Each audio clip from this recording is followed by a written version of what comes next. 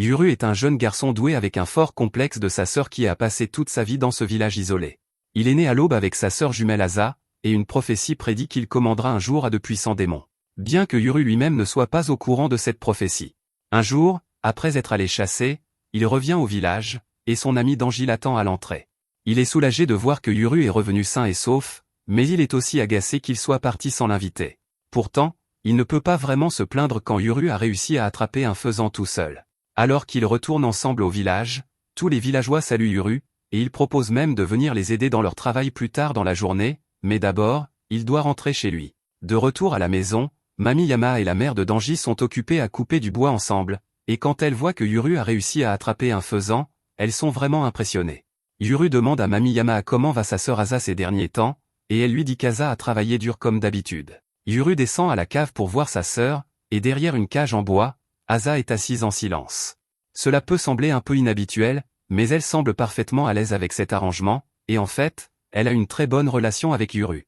Yuru s'assoit à côté de la cage et commence à raconter à Asa tout sur sa chasse, et elle est impressionnée par ce qu'il a accompli.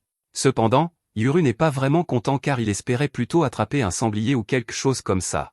Après tout, la récolte de cette année a été plutôt faible, donc ils n'auront peut-être pas assez de nourriture pour tenir tout l'hiver s'il ne fait pas quelque chose rapidement. En entendant cela, Asa a l'air un peu contrarié et demande si Yuru prévoit de descendre la montagne pour trouver du travail, mais il dit qu'il ne ferait jamais cela. Il a travaillé ses compétences de chasse précisément pour ne pas avoir à descendre la montagne. Après tout, il ne voudrait jamais quitter le côté d'Asa, et elle est heureuse de l'entendre. Juste à ce moment-là, la mère de Danji vient appeler Yuru car Dora est là, et il ne veut probablement pas le rater. Dora est la seule personne qui voyage régulièrement hors du village et qui revient, et il apporte toujours avec lui des marchandises de haute qualité, comme des analgésiques, des graines génétiquement modifiées, et toutes sortes d'autres choses. Quand Yuru arrive, Dora lui demande s'il veut quelque chose, mais Yuru dit qu'il veut juste quelque chose à donner à Asa, et Dora a justement ce qu'il faut. Il lance une balle à Yuru, et ce dernier est reconnaissant car cela serait parfait pour elle. Après que Dora a fini d'échanger avec les villageois, il part redescendre la montagne. Pendant ce temps, Danji et Yuru sont occupés à suspendre de la paille pour la faire sécher. Danji mentionne qu'il aimerait vraiment pouvoir sortir du village comme Dora le fait. Yuru ne comprend pas ce que le monde extérieur a de si extraordinaire, mais Danji fait remarquer que tout le monde, à part Dora, qui a quitté le village n'a jamais choisi de revenir, donc cela doit être bien là-bas. Même ainsi, Yuru dit qu'il serait parfaitement heureux de vivre le reste de sa vie dans ce village, et Danji peut comprendre pourquoi, surtout puisqu'il a Asa ici. Sur ce, Danji dit à Yuru que s'il tient tant à être avec Asa, alors il pourrait simplement l'emmener et quitter le village ensemble, mais Yuru dit que cela ne marcherait jamais parce qu'elle a un travail important à accomplir ici. Juste alors, Yuru entend un fort grondement. En regardant le ciel, il voit des traînées de fumée dans l'air. En coulisses, une main s'étend et écrase la barrière autour du village, le révélant au monde extérieur. Alors que la barrière tombe, Yuru et Danji voient maintenant que la fumée était créée par un avion volant au-dessus d'eux, et le bruit de grondement venait de 2 hélicoptères. Personne dans le village n'a jamais rien vu de tel auparavant. Tout le village sombre dans le chaos alors que les hélicoptères survolent les lieux, mais ce n'est pas un simple cas de village secret découvert, c'est une opération militaire ciblée. Les soldats ont été autorisés à faire usage de la force mortelle, donc dès qu'ils rencontrent quelques villageois, ils les exécutent immédiatement. Alors que d'autres soldats pénètrent dans le village à pied, ils ouvrent le feu, et des coups de feu résonnent dans toute la région. Quelques villageois courent vers Mami Yama pour lui demander si elle sait ce qui se passe. Elle leur dit qu'on dirait que la barrière du village a été démantelée d'une manière ou d'une autre. Elle ne sait pas comment c'est arrivé, mais une chose est sûre, les gens qui envahissent le village en veulent à Yuru, donc ils doivent le cacher avant qu'il ne soit attrapé. Yuru et Danji trouvent bientôt les cadavres de villageois qui ont été tués il y a un instant, et ils sont tous deux horrifiés par la vue macabre, mais ils ne peuvent pas s'arrêter maintenant car ils doivent encore vérifier l'état de leur famille. Alors qu'ils montent l'escalier, ils aperçoivent 2 soldats debout. Yuru n'hésite pas une seconde avant de dégainer son arc et de les frapper de flèches dans le torse. Ensuite, pour les achever, lui et Danji leur donnent un coup de pied à la tête. Ils continuent vers le sommet, mais Danji s'inquiète un peu du fait que ces dragons continuent de tourner autour de la zone extérieure. Yuru commence à penser que ce ne sont peut-être pas des dragons après tout, mais de toute façon, il ne pense pas pouvoir les abattre avec son arc, donc il vaudrait mieux les éviter complètement. Ils arrivent bientôt aux statues des dieux de gauche et de droite, mais Danji dit qu'ils ont encore beaucoup de chemin à faire parce qu'il veut aller voir sa mère, et il est sûr que Yuru doit vouloir aller voir Asa. Danji a raison sur ce point, mais Yuru a en fait un plan pour descendre à la cave plus rapidement. Il court vers la base d'une des statues et demande à Danji de venir l'aider à déplacer quelques pierres. Danji ne comprend pas ce qu'il fait, mais Yuru lui dit de lui faire confiance et de l'aider. Quelques minutes plus tard, une fois les pierres retirées, Yuru sort un panneau à la base de la statue, révélant un passage secret qui mène directement à la cave. Danji n'avait aucune idée qu'une chose pareille existait, mais c'est une bonne chose car maintenant Yuru peut rejoindre Asa beaucoup plus vite.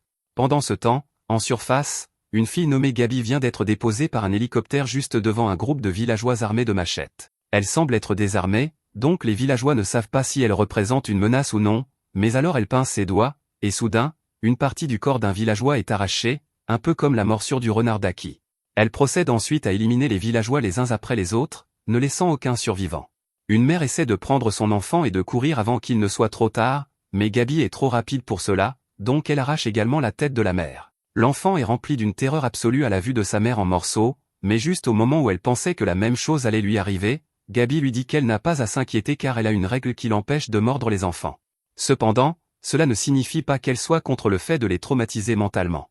Maintenant que les villageois ici ont été éliminés, Gabi passe un appel pour faire savoir aux troupes du groupe qu'ils peuvent monter, mais à sa surprise, il n'y a aucune réponse de leur part, et c'est parce que les soldats croisent Dora sur le chemin de la descente, et il n'a pas perdu de temps pour les abattre tous. Il ne sait pas ce qui a pu mal tourner pour que la barrière soit démantelée, mais cela va certainement causer des problèmes, alors il sort son téléphone et appelle quelqu'un nommé Anna pour lui dire qu'il aimerait changer le point de rendez-vous car la vraie Asa est certainement en danger. Pendant ce temps, dans la cale, Mamie est traînée par Asa, et quand elle se retrouve finalement face à l'imitation d'elle-même, elle est absolument dégoûtée par la vue, alors elle lève la main, et l'instant d'après, la tête de l'Asa dans la cage explose. Juste après cela, Yuru entre en courant dans la cale et il appelle le nom d'Asa avec horreur après avoir vu ce qui s'est passé, mais à sa surprise, la femme devant lui lève la main et dit qu'elle est sa vraie sœur, c'est pourquoi elle est là pour le reprendre, mais d'abord, elle va tuer tous les autres dans ce village maudit. Yuru n'a aucune idée de ce dont cette femme parle, mais il refuse de croire qu'elle est sa sœur, surtout pas après qu'elle vient de tuer la personne qu'il a connue comme sa sœur pendant des années, alors il dégaine son arc et se prépare à tirer. Asa utilise ses pouvoirs pour bloquer la flèche, ce qui fait exploser l'un des murs de la cale. Pendant ce temps, au sol, Dora est en train d'éliminer autant de soldats que possible et de se diriger vers la cale, mais il doit jouer la prudence sur le chemin car il ne peut pas risquer de laisser l'hélicoptère le suivre. Malheureusement, il finit par se retrouver face à Gabi, et il peut immédiatement dire à quel point elle est une menace parce qu'il voit ses dents de démon aussi clairement que de l'eau de roche. Gabi est surprise que Dora puisse réellement les voir, et cela rend les choses beaucoup plus intéressantes. Elle envoie ses dents sur Dora, mais il esquive et tire quelques coups sur elle. Cependant, elle est capable de bloquer les balles avec les dents, donc Dora doit faire preuve de créativité et lance une grenade au-dessus d'elle, et Gabi a l'air vraiment effrayée une seconde. Alors que l'explosion se produit, on retourne à Yuru et Asa dans la cale, et Asa réalise qu'elle a exagéré, même si elle avait seulement l'intention de bloquer sa flèche, alors elle s'excuse parce qu'elle n'est pas encore habituée à contrôler ses pouvoirs. Alors que Yuru essaie de se sortir des décombres, cette balle qu'il portait roule hors de sa chemise et rebondit jusqu'au cadavre de la fausse Asa, et dès qu'elle entre en contact avec le sang, une créature noire émerge et attrape le bras de la vraie Asa. Yamaha crie alors à Dora de sortir Yuru d'ici le plus vite possible, et un instant plus tard, Dora apparaît, attrape Yuru, et commence à courir. Pendant ce temps, Danji vérifie l'état de sa mère quand il voit Dora traîner Yuru au loin, et il n'arrive pas à croire que cela arrive. Après que Dora a sorti Yuru du passage secret, il lui dit qu'ils doivent descendre la montagne immédiatement car ce n'est plus sûr ici, mais Yuru n'a pas envie d'écouter car plus rien n'a de sens pour lui. Dora promet de tout lui expliquer une fois qu'ils seront en sécurité, mais s'échapper n'est pas vraiment une option pour le moment car ils ont 2 hélicoptères qui tournent autour d'eux avec des tireurs d'élite à bord. C'est vraiment mauvais car ils ne peuvent pas bouger de cet endroit maintenant, et si Gabi parvient à les trouver, alors ils n'ont aucune chance de s'échapper. Cependant, Yuru est trop préoccupé par le fait qu'Asa soit peut-être morte. Il l'a vu bouger un peu avant que Dora ne l'emmène, mais maintenant il n'est même plus sûr que ce soit la vraie Asa ou non. Il se sent aussi terriblement d'avoir laissé Yamaha derrière lui comme ça, et il ne sait toujours pas qui est cette femme qui a prétendu être Asa, mais elle a dit qu'elle allait tuer tous les autres dans le village, et il ne comprend pas pourquoi cela est arrivé. Dora n'a vraiment pas le temps d'expliquer quoi que ce soit, alors il tend simplement à Yuru un pendentif en jade et lui dit d'aller le planter dans le trou dans le sol. Yuru refuse catégoriquement. Car il n'est pas question qu'il aille se mettre en pleine ligne de mire de ce tireur d'élite, mais Dora sait que le tireur d'élite ne tirera pas sur Yuru parce qu'ils sont là pour le capturer vivant, alors il dit à Yuru de le faire déjà, et ce dernier accepte à contre-cœur. Yuru court vers le trou, mais il le trouve obstrué par un tas de terre, donc il doit commencer à creuser. Il parvient finalement à placer le pendentif dans le trou, et il se tourne vers Dora pour lui demander ce qu'il doit faire ensuite, mais une seconde plus tard, Dora frappe la tête de Yuru directement contre le sol, lui donnant un nez en sang et faisant gicler son sang sur le pendentif. Yuru se lève et lui crie dessus, Mais la dernière étape du rituel nécessitait que le sang de Yuru soit versé sur le pendentif, et maintenant que cette étape est terminée, tout est enfin prêt. Les tireurs d'élite se préparent à éliminer Dora dès qu'ils auront une ligne de tir dégagée, mais avant qu'ils ne puissent appuyer sur la gâchette, le pendentif s'active, et les deux statues libèrent le sceau de puissance qui est en elles. En conséquence, deux puissants démons sortent en volant et commencent à déchiqueter les hélicoptères, les envoyant s'écraser au sol, et de l'autre côté du village, Gabi est horrifiée quand elle voit les hélicoptères s'écraser. Non pas parce qu'elle était amie avec les pilotes, mais parce qu'ils étaient censés être son moyen de rentrer chez elle, alors maintenant qu'ils sont partis, elle va devoir redescendre la montagne à pied. Pendant ce temps, du côté de Yuru et Dora, ils se retrouvent face aux démons qui étaient scellés dans les statues de gauche et de droite, et ils appellent tous deux Yuru leur maître.